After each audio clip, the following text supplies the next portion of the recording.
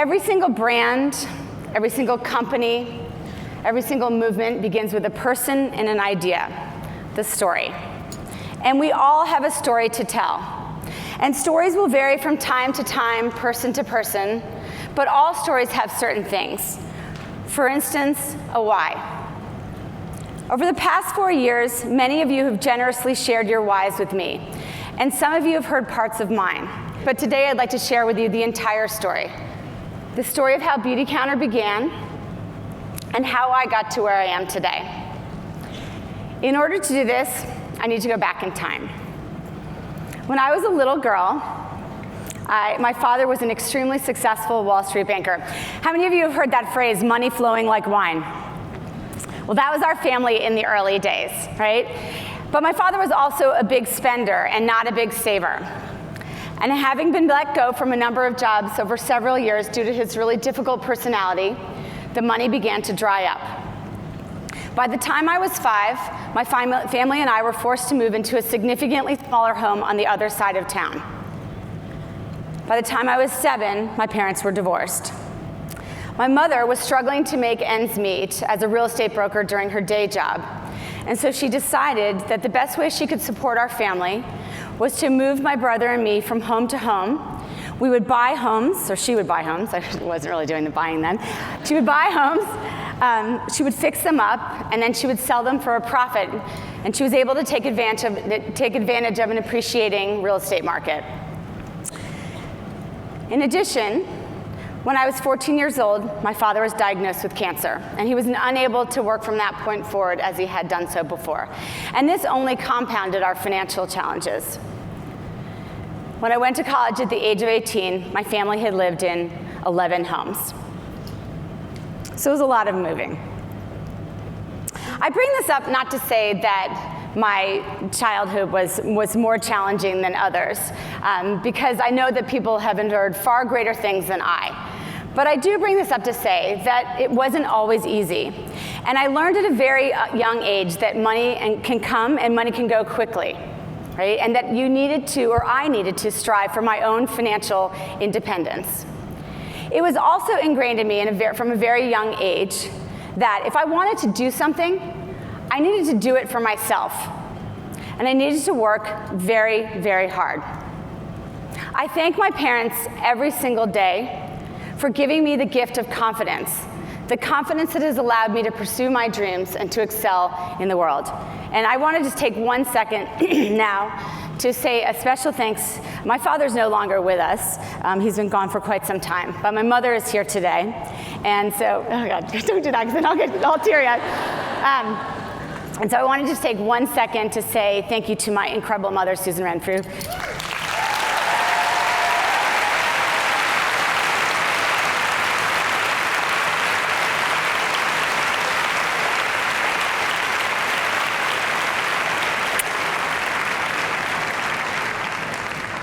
So I've told you that my mother instilled in me this incredible amount of confidence because she truly believed in me, and she still does today.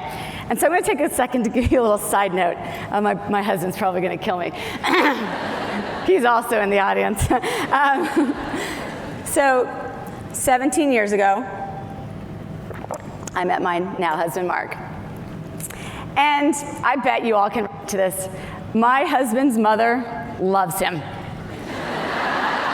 In fact, she thinks he is just unbelievable.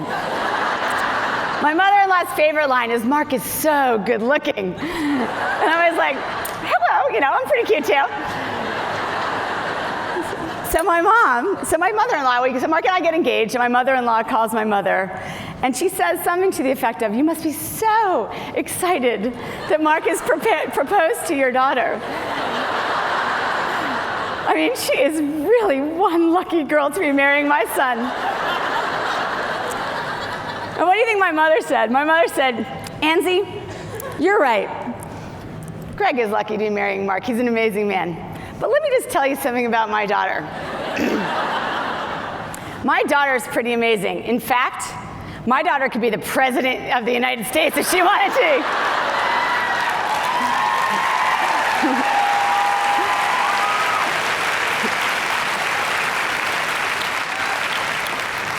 that's my next chapter. So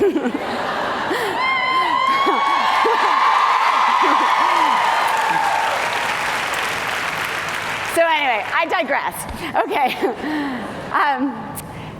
I graduated from college, and like many people graduating from college, I had no idea what I was going to do. How many of you in this room felt that way when you got out there and you thought two things?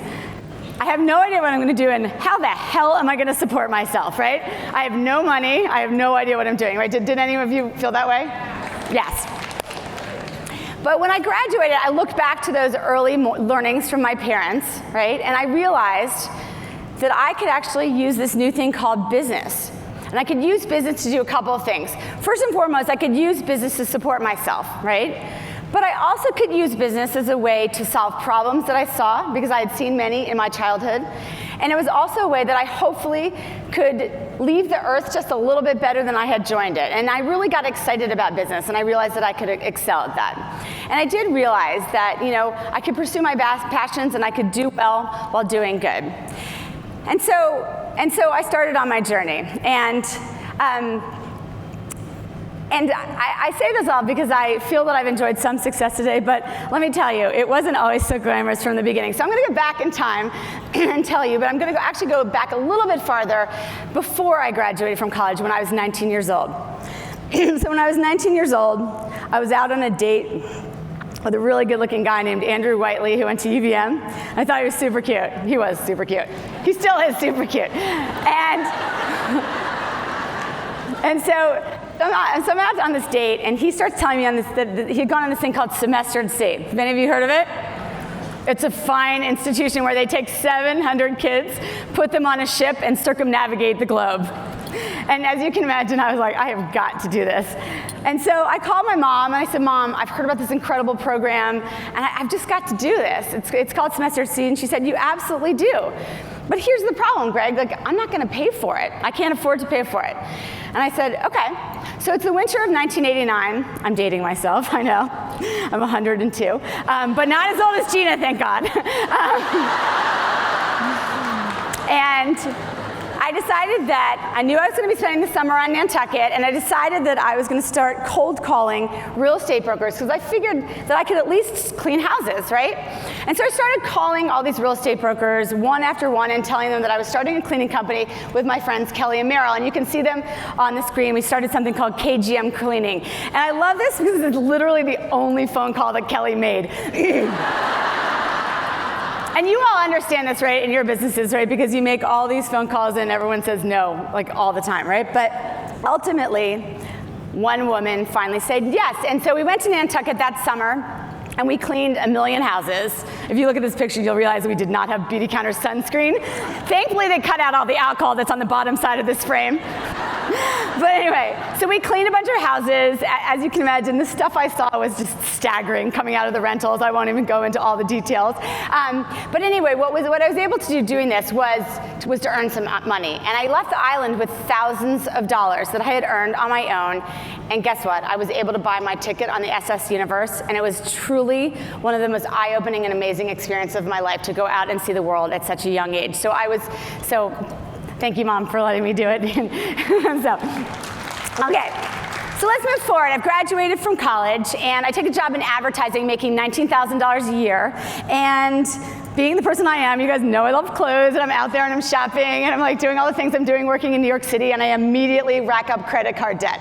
I'm sure how many of you have done this before? And if you aren't raising your hands, you're totally lying, okay? So I racked up some credit debt, and what do you think I did? I called my mom, and I said, Mom, I have this Amex bill, and I don't think I could pay it. And she said, well, looks like it's time to get a new job. She was not going to help me out with this bill at all. And so immediately I switched jobs, and I went to work for Xerox Corporation. And I went to work for Xerox Corporation for a couple of reasons, namely because I wanted to go through their Leadership Through Quality training program. And this is literally the book that I have from like 20 years ago. And I learned a whole bunch of things from Xerox. And by the way, I was not excited about selling copiers and printers. This is not something that was a particularly interesting business to me, right? But I knew that it was a skill that I could really use in life. And so I went through this Leadership Through Quality training program. And I came out, and I was immediately given a territory in Midtown Manhattan as a sales rep. And this territory was notoriously bad for 2 reasons. The first reason is that it was the jewelry district, and jewelers don't need copiers. I mean, at least you guys get to sell something that people need, right? Everyone washes their hair, and if they don't, then shame on them. But anyway, so they don't need printers and copiers. And the second thing is that it was run by a group of much older Orthodox Jewish men who pride themselves in the art of negotiation. So here I am, this preppy little 23-year-old. They used to laugh at me that I was such the wasp or whatever. And I'm coming out there and I'm knocking on doors, literally, right? I'm knocking on doors, knocking on doors, knocking on doors, and the doors are getting slammed in my face, slammed in my face, slammed in my face. And then I stopped, took a moment to listen. And I started to listen to their needs. And I started to listen in the way in which they negotiated amongst themselves. And guess what? When I did that, I started to sell. And I became one of the top selling marketing representatives in the United States that year. I bring this up for 2 reasons. Like the job on Nantucket when I was cold calling real estate brokers, I knew that I would have to make a lot of phone calls, and I knew that I was going to get a lot of no's before I got a yes, right? You just have to keep doing this. You need to stay the course, right? Because more people will say no than yes. And the second thing that I learned that I hope will be useful to you is that in order to be a really strong salesperson, you need to be a really good listener. You need to listen to both your clients and your prospective consultants. I know we're going to talk about team building. You need to listen to their needs, right? What makes them tick? Why might they want to join the business? What's behind the story, right? You need to spend some time really listening to them so you can better serve them. And I really believe this is true. Let's fast forward a couple of years. And I've moved to London, England to work in sales in another company. And on the side, I started a bridesmaids dress company called Elizabeth Gregg. And I'm not even going to get into that company, except for to say one thing, which is that I promise you, when someone tells you they're a size 2, they're actually a size 8. And let me tell you, trying to keep a bunch of girls happy who thought that they were a completely different size than they were was extremely challenging. So that was not my most successful entrepreneurial endeavor. But it did allow me the opportunity to go to London and be introduced to a woman named Nicole Heimarch who had a concept called the wedding list. And I fell in love with her concept and decided to bring it back to the United States. And so we launched the wedding list here in, 1999, and it was one of the first true multi-channel retail businesses in the United States of America. And everything was going extremely well. We had stores in New York and in London and Boston. We had, every girl talking about it, tons of press. It was really, really exciting. And then it wasn't. Because the dot-com market blew up, and with that blew up my investors. They were no longer prepared to support us, even though we had a significant investment from Nordstrom and we're opening stores across the country. They just weren't going to do it anymore. And so we were forced to sell the company to Martha Stewart really prematurely. And I honestly believe that the wedding list would be a household name today were it not for this forced sale. What I did learn from that experience is that choosing your partners is an incredibly important part of this, right? So again, when we talk about building our teams and bringing on people to your teams, I want you to think carefully about who it is that you're partnering with. Because at the end of the day, you get in bed with these people and they can have a significant impact on your business. So are they people who take initiative? Do they have the tenacity that you want? Are they passionate about our mission? Are they in it for the right reasons? Do they act with integrity? Are they going to go the distance with you? Right? One of the things I see in our field is that people spend an inordinate amount of time with people who are truly not building businesses. It's a waste of your time. And by the way, bringing the wrong person on the team who isn't acting with integrity or doesn't care deeply about our mission, guess what? They're going to do a disservice to the brand and our movement on the whole. So I encourage you to think about who you partner with. And I'm so lucky today to have the partners I do. The team of people in Santa Monica, like Gina and everyone else on the executive team, and also the financial partners that we've had. We have incredible investors, including TPG Growth, who is our largest investor. And we are so lucky to have an incredible group of people behind us who believe in the fact that we can build a very successful business and have social impact. And they've had the patience with me over the last 4, 5, 6 years to allow us to really build this thing together. So we chose wisely this time.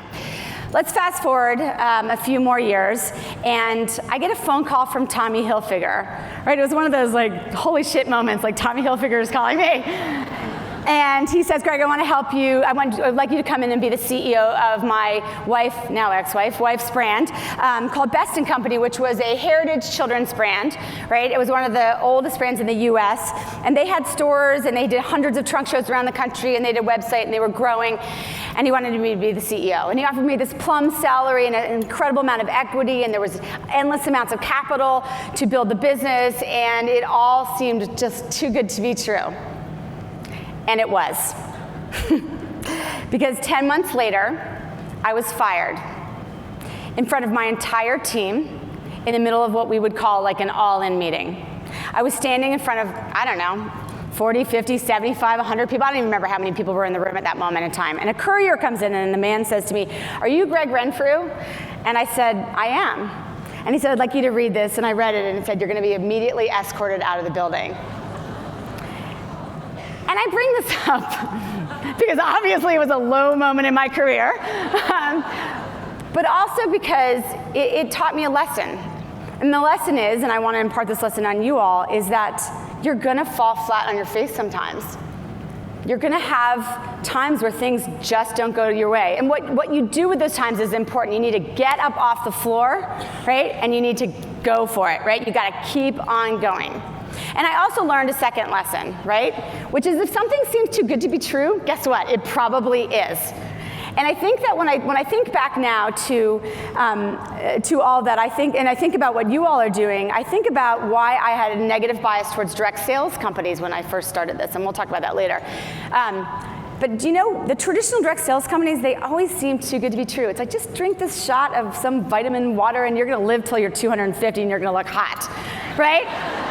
And I was just like, that's just not possible. And so I think about this, and I think about you all building your businesses, and again, as you're building your teams and talking to clients, let's stick with who we are, right? We are open, and we are honest, and we are authentic, right? We tell people the real. We are about progress, not perfection. We aim for perfection, but we are not perfect. Okay? When you're talking about someone joining your team, tell them the real. When we interview people in the corporate offices of Beautycounter, I always say, here's the deal with Beautycounter. This is a once-in-a-lifetime opportunity for two reasons. Number one, it allows you to build a business that will be financially rewarding. And number two, we can have significant social impact through our work. But here's the stuff that you're going to hate about Beautycounter.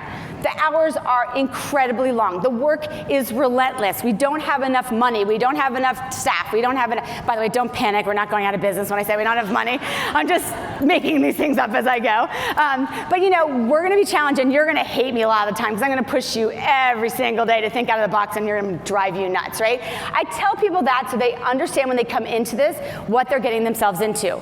So please don't go out there and say, you know what, you just need to like drop off a little basket here and there, and like you're gonna make like $3,000 a month. Because we all know that's not it. What makes you all successful? And hard work, right? This is a hard job. And so I want you guys to think about this. Tell the real at all times. I've moved around from job to job, right? And I've fallen flat on my face and I've gotten up, but I've never ever moved alone. And I think when we think about this, right, we think about, and these are just a few of the people that have really helped me get Beautycounter off the ground. I bring this up to say that none of us get anywhere alone, right? We need to rely on people, our community, people who have had influence on us, people who are mentors. I encourage you to find a mentor, find a partner, do it with your best friend, because we all work better in teams. Gina talked about that earlier. And I think that it's really important to draw from others and to gain knowledge from them. But influence and impact doesn't always come from the most likely places, right? Sometimes it's not necessarily the most successful person in the room from whom you learn. And so I want to tell you a story that I've never told publicly, and I'm going to try to get through this story without crying, which is going to be hard, because it's a very sad story and it's an extremely personal story. I had my daughter Phoebe in 2005, and Mark and aren't I looking amazing in this picture? We were going through all these pictures the other day, and Mark was like, you get the most improved looks like in the world. And I was like, buddy, it's because every picture we have is like the day after I had a baby. But anyway, But here's the deal. Mark and I are both full-time working parents. That's a choice that we've made to do what we do. And as such, when we had Phoebe, we decided to explore options for childcare and chose to go down the route of hiring a nanny. And everyone makes different choices, and that was the choice that we made, and we felt good about it. And so from the day that we had Phoebe, basically, we had an incredible woman named Cindy Allard, who was helping me like as a baby nurse and then a nanny.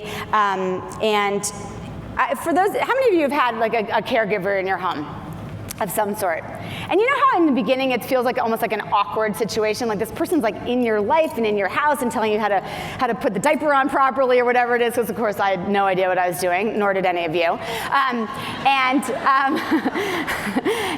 so anyway, so she became a really important part of my life, and probably more than anything, it was incredible that I could go to work every day and feel that my daughter was safe. But on top of that, I feel like Cindy and Phoebe just had this truly remarkable relationship.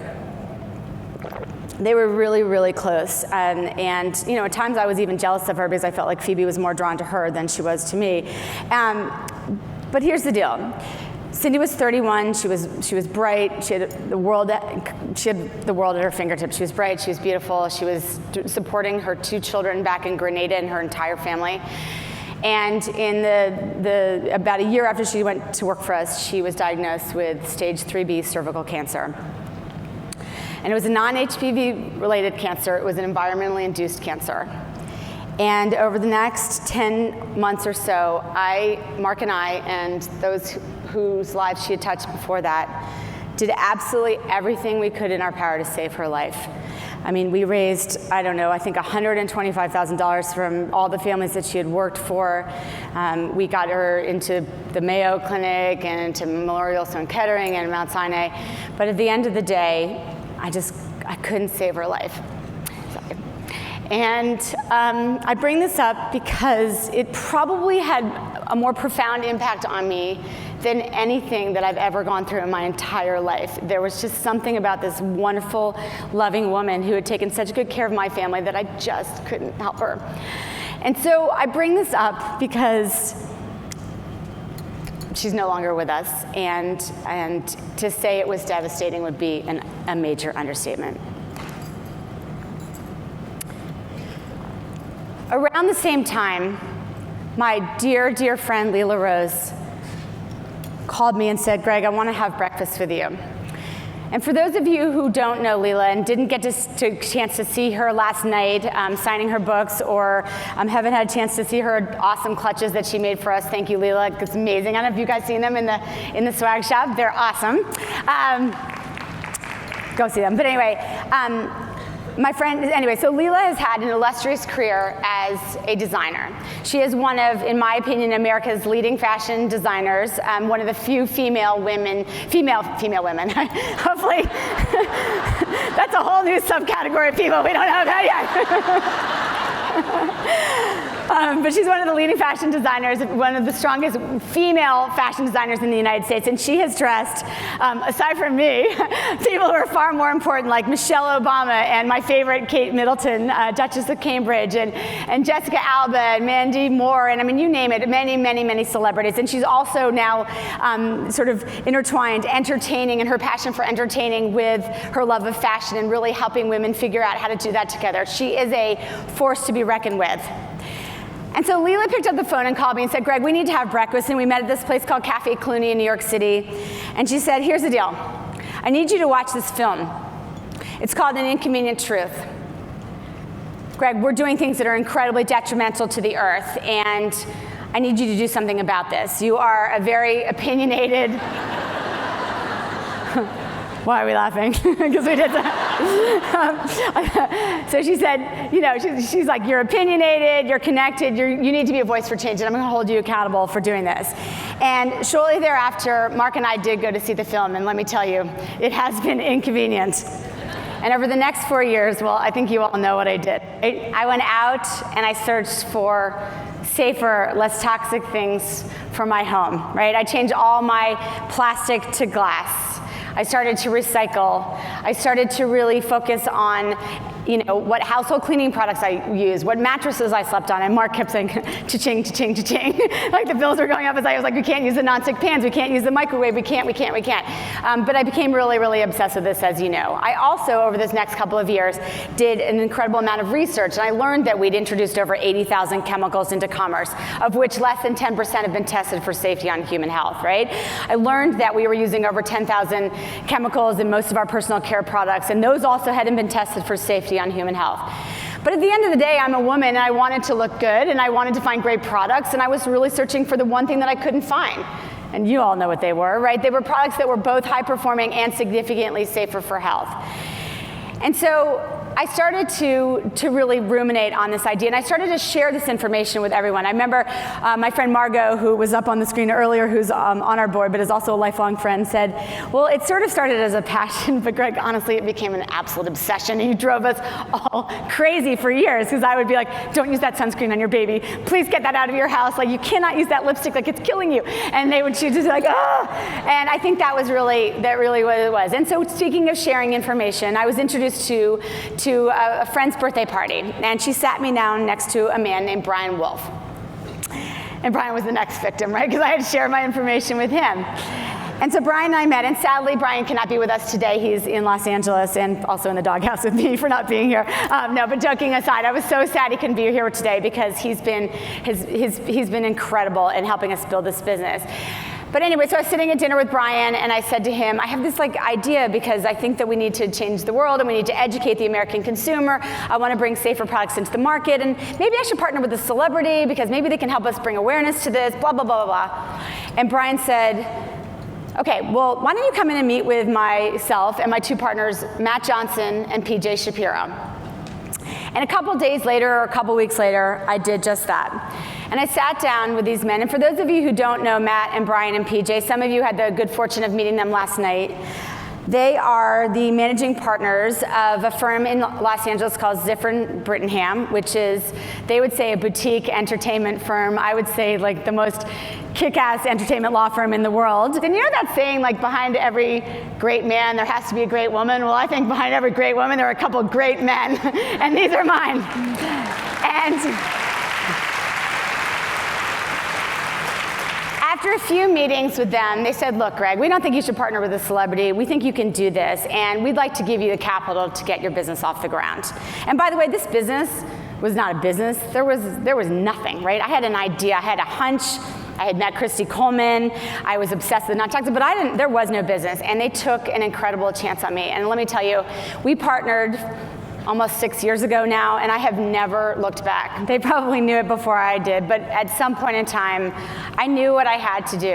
And many of you have heard me say that I almost felt like it was a calling, and I'm not a particularly religious person, but I felt compelled to do this. It was extremely daunting, right? The thought of starting a business is hard, as you all know, right? It's hard to, when you're sitting there at your kitchen table on Monday morning, you're like, oh, I'm going to start a Beautycounter business, and I'm going to be really successful, and I'm going to sell a bunch of products and manage a bunch of people. Were you scared? Are you still scared today sometimes? Yeah, right? It's scary, and it's daunting, and it's challenging, but I knew what I had to do. And that is the point in time where that why became a what, right? And the what, well, you know what it is. It's Beautycounter. But here's the deal. I knew that we had products to sell. I knew we had a story to tell. I knew that the world was moving fast towards the digital age, so to speak, and that everything was going to be done digitally. So I knew we needed to move beyond just a traditional e-commerce site. But I also knew that the department store distribution model was dead. And I knew that I didn't want to be in retail anymore. And I knew that the story of safe ingredients, that our mission would not be served by selling products through a department store, because the leading brands, guess what? They don't want that story to be told, right? It doesn't serve them well. And so I left the Ziffern offices one day, and I went across the street to have lunch with a friend, or a meeting with a friend. My friend Christy Lowe, who is also is an investor, has been on our board, and is sitting somewhere in the front row, for you guys to see her. And I started telling Christy, I've got this idea, and I want to go back to work, and da-da-da-da-da. And I said, we've got this product, and we want to start this movement. I just can't figure out how to sell the products. And Christy said, well, have you thought about direct sales? And I said, hell no. I literally said, Christy, like, hell no. And she said, no, I think you should think about it, Gregg, because you're trying to tell a story, and you can mobilize a large group of people to build this movement, and you can, do what you want to do, and the traditional retail channels are over. And I listened to Christy, as I always do, because she always provides sage advice. And I went home that day, or back to my one-room office, my desk on San Vicente Boulevard, and I started going on the internet, and I started looking at a bunch of companies and reading a little bit about this. And within 3 hours, I'd picked up the phone, and I had called Brian Wolf, and I said, Brian, we've got it. We found our channel of distribution. And so thank you, Christy. You guys should all thank Christy, okay? Because I promise you I was not thinking about direct sales at all. But here's the deal. This side of the business, this channel of distribution, so to speak, is actually, in some ways, the silver lining for me. I admittedly did not set out to empower women, right? And men, but we all know that this business has been being driven primarily in the field by women. I set out to change the world. I set out to get safer products into people's hands. I set out to pass legislation in the United States and then beyond, right? So that all citizens of the globe deserve safe products, and that's what I wanted to do. But the incredible byproduct of what we've done is the fact that we have created tens of thousands of jobs for women and men across this country. Yes, thank you. And the thing that has meant more to me than anything is all of you. You all have had a profound impact on my life. I am definitively a better person having met you. I've heard your stories. I've heard your struggles. I know so much more than I did 5 years ago because of all of you. And I want to take one moment from the bottom of my heart, not only to thank you for building this movement and for mobilizing against a cause that we all believe to be so very, very important, but also for just being you, because you all are incredible and your stories are relevant and they're your stories, and you're all out there working on the front lines every single day. And you are the people that make it possible for 125 people to be working in Santa Monica today. And you are the people that are really making this movement happen, that are taking it to Washington and now into Canada. This is you. So from me, I just want to say, even though I didn't start out thinking about direct sales, it is the best thing that we do. So thank you, all of you.